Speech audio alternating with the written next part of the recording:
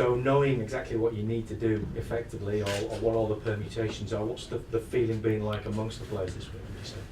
Well, the feeling's been positive. You know, I think there's a little bit of disappointment at first in the dressing room after we play Manchester United, just because, you know, we take the lead, we get our noses in front, we hit the post to go 2-0 up, and then I think all the points, well, I know all the points would have been ours.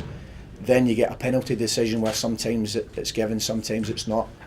And then obviously the way the last few minutes played out, you know, with Man U leaving, you know, so many offensive players up the pitch, and it was then up to us to either make a decision to go and get the ball back and leave ourselves exposed, or, you know, try and get possession back, which was very difficult.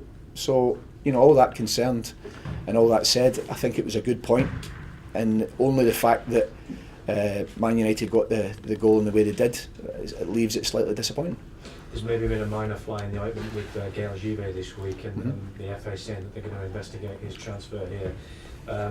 Any concerns that it might affect him mentally at all this week? Is No. there any sort of a worry at all? No, I think a number of months ago there was a concern with Gaël, because I think he'd never really understood, you know, about the implications of when he signed his contract, which seems now a long time ago, over 2 years ago.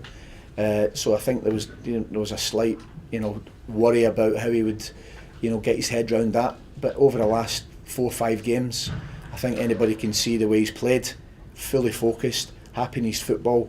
And the good thing for our point of view, the club said that from, you know, day one when he arrived, they'll fully cooperate with any investigation from the authorities, and we've just put that to one side and getting on with dealing with the game. Obviously Wolves 5 behind in terms of goal difference as well. Could that be a big factor as far as this is concerned? Well, I think, you know, our goal difference is positive, and I think also a factor is in the last 7 games Wolves have conceded 14 goals. You know, we've been very tight, we've only conceded 6 goals.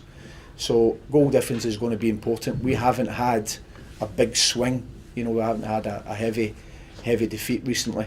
So, you know, we've been tight in our play, we've been reliable for each other, and added to that, in the last 3 games we've managed to score first.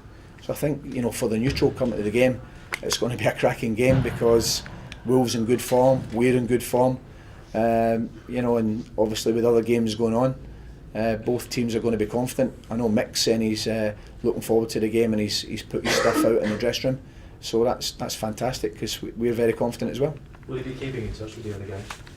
Well, I think what we do is at half time we make ourselves aware of the results, because I think it can affect substitutions and just the manner in which you go for the second half, or you tighten up, or you do a bit of both. I think you need to know in the second half.